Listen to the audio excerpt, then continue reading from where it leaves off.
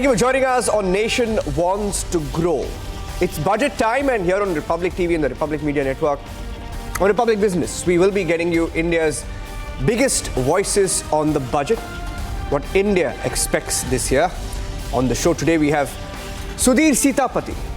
Sudhir Sitapati is the Managing Director and CEO of Godrej Consumer Products Limited, which is GCPL, one of India's largest consumer goods multinationals with a presence in over 85 countries, serving 1.2 billion consumers. Sudhir is also responsible for guiding the purpose and ambition of the company, that's Godrej Consumer Products Limited, and to bring the goodness of health, beauty to consumers in emerging markets. Thank you for joining us on this special edition of Nation Wants to Grow. In 2 days from now, we will see the government's economic blueprint on the 23rd of this month when the budget is presented. I have with me a very special guest joining us on this edition of Nation Wants to Grow, Mr. Sudhir Sitapati, who is the Managing Director and CEO of Godrej Consumer Products. Thank you, Sudhir, for joining us this morning. Thank you so much for having me.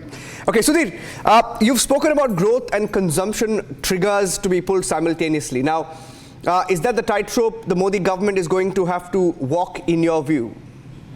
I think so. I think in a country like India, both growth and consumption are important. If you looked at last year's GDP numbers, GDP grew by about 8%, but domestic consumption only grew by 4%. And the way the Indian economy is structured, consumption is a good indicator of economic growth at the bottom of the pyramid. Investment is a good indicator of economic growth at the top of the pyramid. So you do need investment to grow GDP, but if consumption doesn't grow, it tends to indicate that the bottom of the pyramid is perhaps not growing as fast. Okay. Budget 2024. Your broad expectations, Sudhir, from the FMCG sector. You've recently written an op-ed. You have your views on what is needed. Why don't you tell our viewers about what's your view on what the government must now do going ahead? I think, as I said, it's important both for the FMCG sector, but also for the general economy, for domestic consumption to grow in tandem with investment and GDP growth. Maybe a little bit behind, but you can't be too much behind. And I think the government needs to give a fillip for domestic consumption to grow. I think there are structural reasons in India why domestic consumption may lag GDP, but there are also cyclical reasons. The COVID impact, which had a recessionary impact on the bottom of the pyramid, my suspicion is we've not fully come out of it. I think there are some green shoots, and I'll talk about it a little later on about why the second half of the year may be better. But as things stand, post-COVID for the last few years, I'm not sure we fully got out of the COVID cycle. And I think, government investment, I think government probably needs to move money to rural infrastructure. It also probably needs to give money in the hands of rural consumers. We've got some excellent schemes like PM Kisan, and our ability to have targeted disbursement is a lot better than what it was some time ago. So I think we should use those tools to give money in the hands of the rural poor. Okay. Sudhir, I'm going a little micro into each subject because on Nation Wants to Grow, we try to get the best out of the industry so that our viewers get a view into the micro details. You've been extremely optimistic, one about the FMCG sector, saying that India is leading the world on it. Now, the EBITDA numbers are a story in itself vis-a-vis global peers. What's the one thing, Sudhir, what's the one thing that the FMCG sector needs in terms of policy that will make its global dominance uncontested? I think the domestic consumption growth, as I'm sort of repeating myself, but India is a fast-growing economy, but a mid-growing consumption economy as things stand today. And we need a fillip for domestic consumption for FMCG to perform better than it is today. Okay. I think the rest of the sector is good. I think the, Make in India, the operating environment, ease of business, everything is excellent. Availability of capital, belief in the sector by the markets. We just need, domestic consumption growth to go from about 4 to 6 to 7. And if GDP is 8, domestic consumption's at 7, I think it'll be a really virtuous cycle for India. Yeah. Okay. Now, FMCG is still the largest spender on advertising in India by a distance. Advertising is the lifeblood of the FMCG industry. You have also spoken about how the Indian FMCG sector is stronger than in the rest of the world, and this in turn was led by advertising. The top 5 listed FMCG companies and their EBITDA is on an average 20 to 25% compared with the global peers at 15 to 20%. You've spoken about the haves and have-nots in the economy as well, Sudhir. The growing disparity given the diverse spending patterns of different segments of India's ever-booming population. How does policy as well as industry solve for this? Well, I think there are two sets of questions here. One is, of course, on the role of advertising, and then the second one is really on the haves and have-nots, and how does policy solve for it. Maybe I'll answer the second question first, and maybe you can ask me a more specific question on advertising. Yeah. I think on haves and have-nots, I think by common consensus, India is still in the middle of a K curve. I think even government data on consumption shows it, anecdotal evidence, there's just too much evidence to suggest that it does tend to happen when economies tend to grow. There is a rising inequality. So I don't think, it's unorthodox, and I think it's also happening globally. But certainly it's something we got to take note of. And because tax collections are so buoyant in India, so because the top 20% of India is doing so well, I believe that the top 20% of India can help the balance 80% of India do better. And redeployment of this, growing tax into more welfare, into more rural infrastructure is probably the policy required to have a haves and have-nots. I think it's important to understand that certainly in the last few years, I don't know about the long term, but last few years, there has been post-COVID a sort of rise in inequality, and policy is required to bridge that gap. I think your question on advertising, you didn't ask a question, but let me guess the question, which is, why is advertising important? I was going to get into much more detail later, but yeah, go ahead. I think, Indian FMCG has been a pretty well-run sector. When you look at many sectors, how they run globally, and one of the differences between the Indian FMCG sector and many global countries, and we have operations across the world, is the advertising spend in FMCG. FMCG tends to be the lifeblood of advertising sector, tends to be much higher than many parts of the world, and that makes for stronger brands. It builds what we call a brand moat, which is powerful brands that people aspire for, and that makes the sector overall a healthier sector than it is in many parts of the world. Okay, I'm going to get into advertising a little bit more now, and then I'll go back to other questions that I had. Godrej has its own internal agency now, a Lightbox. Why did you feel the need to do that? I think, we realized that India is a great talent hub for advertising. I think Bombay is probably one of the world's top 5 centers, if not the top 3, in terms of advertising talent. And we thought that, we need to find the most efficient way of doing this so that we can get Indian advertising talent out across the world. So, and also, so I think the first thing is India is an advertising talent hub, and it genuinely is. I think the second thing is that, in the past, Godrej over the last decade or so has had its own internal design house, where we've been doing a lot of our design in-house. A lot of companies go out to external agencies, and we've been very happy with the output of our design team. So we thought, why not take this into advertising? And we also thought that, in the last 20 years, technology has changed a lot. And perhaps as an internal agency, we could be more responsive to technology changes and sort of use technology faster and better if we had this in-house. So that's why we sort of decided to go in-house with Lightbox. Okay. I was hearing one of your speeches of late, Sudhir, from an event in Mumbai. You spoke about Mumbai, and I agree with you about the talent in Mumbai.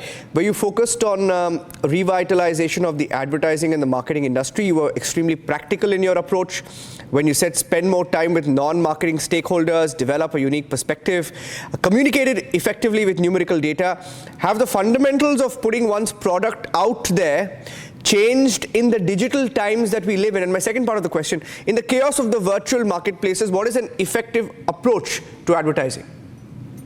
No, I think, the advertising, the principles of advertising haven't changed for the last 150 years. It is to get a powerful message that communicates why people should buy your product, and to make the message available at the lowest cost to the maximum number of people. This is the principle of advertising. It doesn't change. Now, with digital media, you now have another option to reach consumers at relatively low costs. So there is no, my general view on marketing is there is no ideology in any of this. You got to find the cheapest way in which you reach consumers. So you got to have an eye on reach. You got to have an eye on cost, and you got to marry it. So, we're quite open to doing rural wall paintings, urban hoardings, digital advertising, TV advertising. We are, in fact, bulk of our advertising still as a company, and we're one of the top 5 advertisers in India, not just FMCG. So GCPL is kind of 4th largest advertiser in India.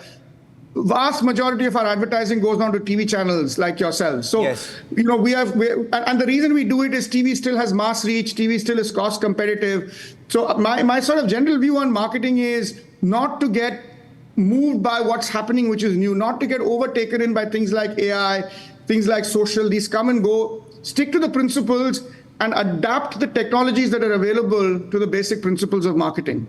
Fantastic.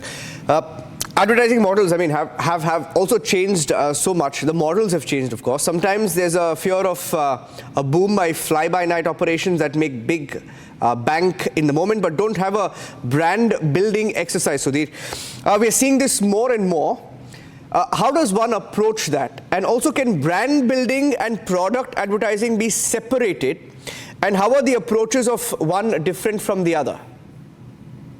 Okay, there are a couple of questions here, so let me answer them one by one, and if I've not, just ask it for me again. I think one of the things in marketing which is very, very underrated is consistency. See, people have a very small, you own a very small part of real estate in consumers' minds. Godrej, Goodnight, Republic TV, all of us own very small parts.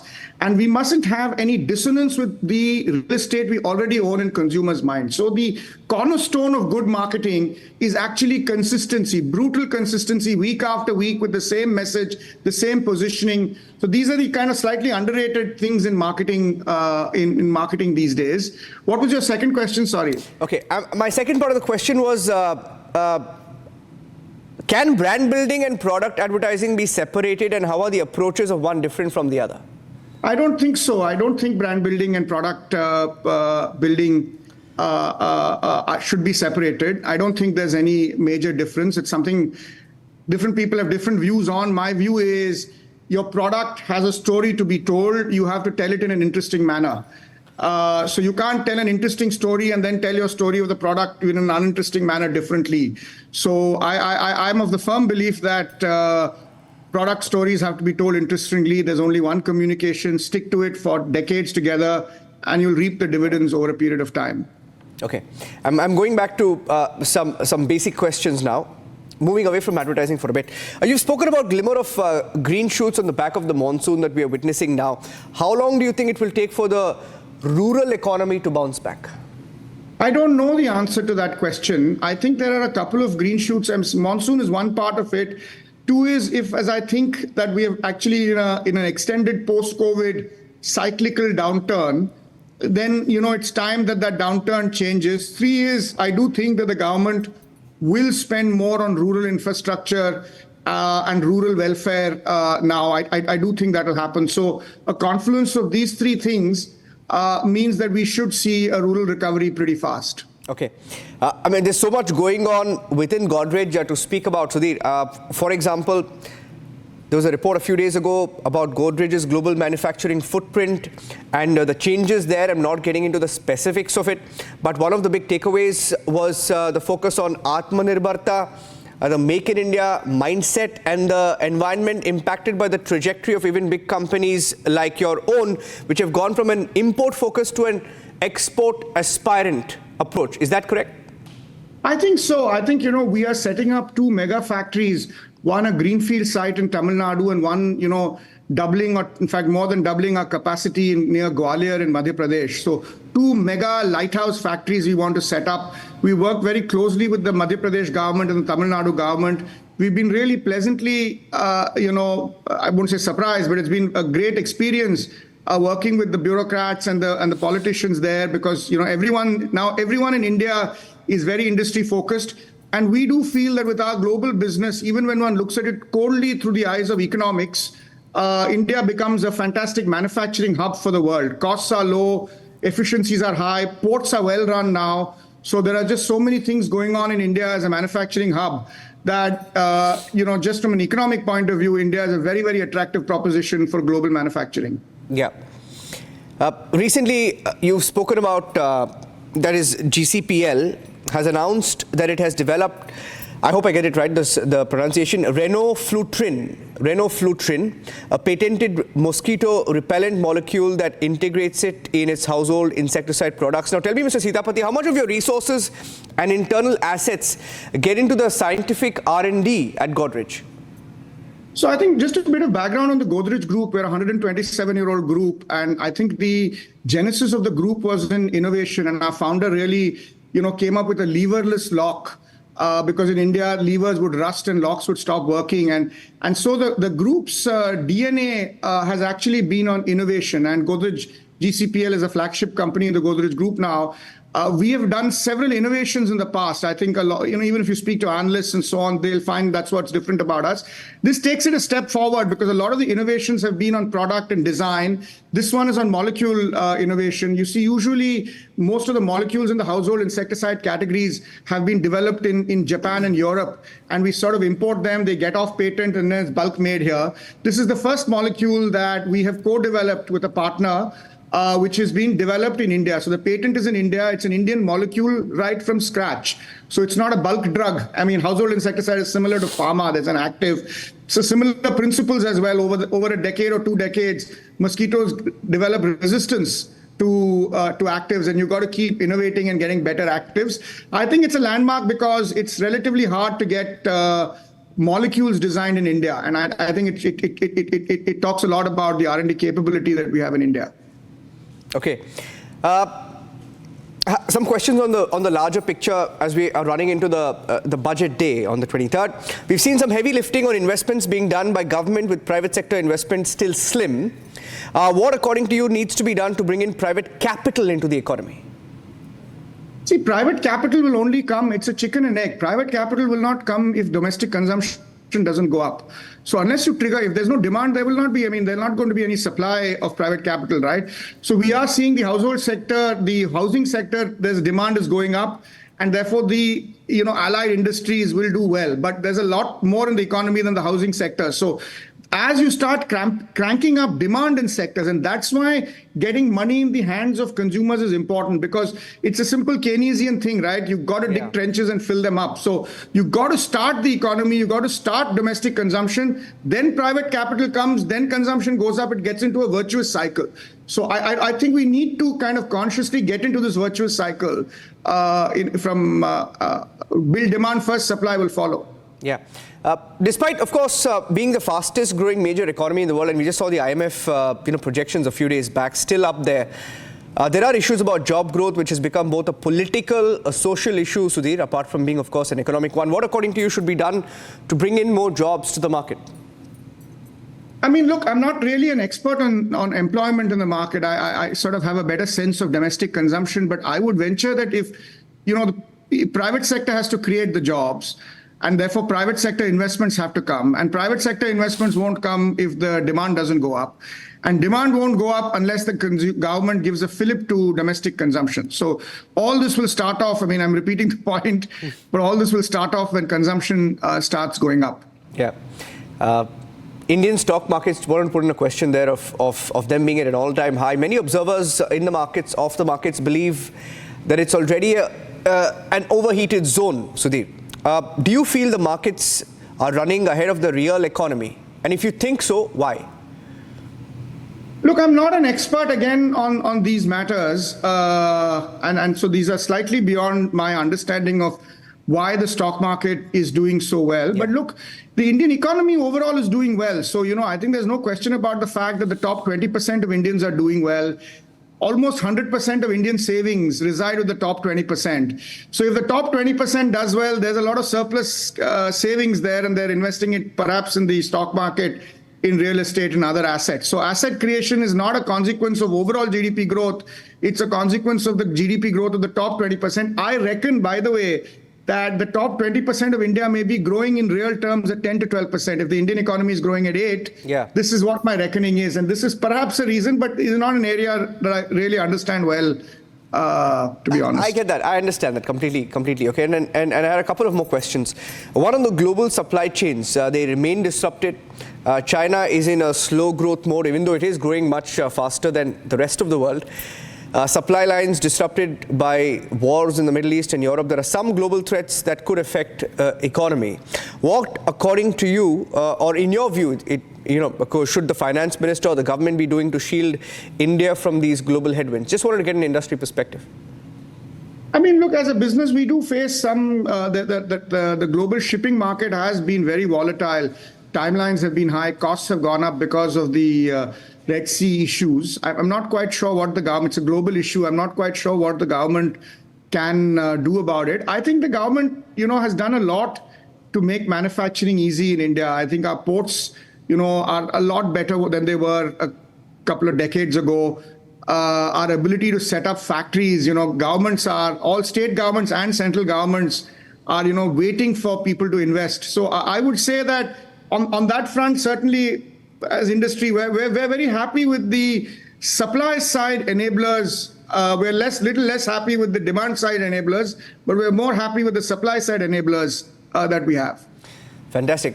It's been a fantastic conversation with you, Sudhir. And I want to ask you, anecdotally a question, because you're from Godrej. And I can tell you, growing up, and I grew up in Bengaluru, and a typical, a middle-class family. My parents were engineers. And growing up, we used mostly Godrej products at home, from your Synthol soap. I still remember, it brings back memories. And from a market that was...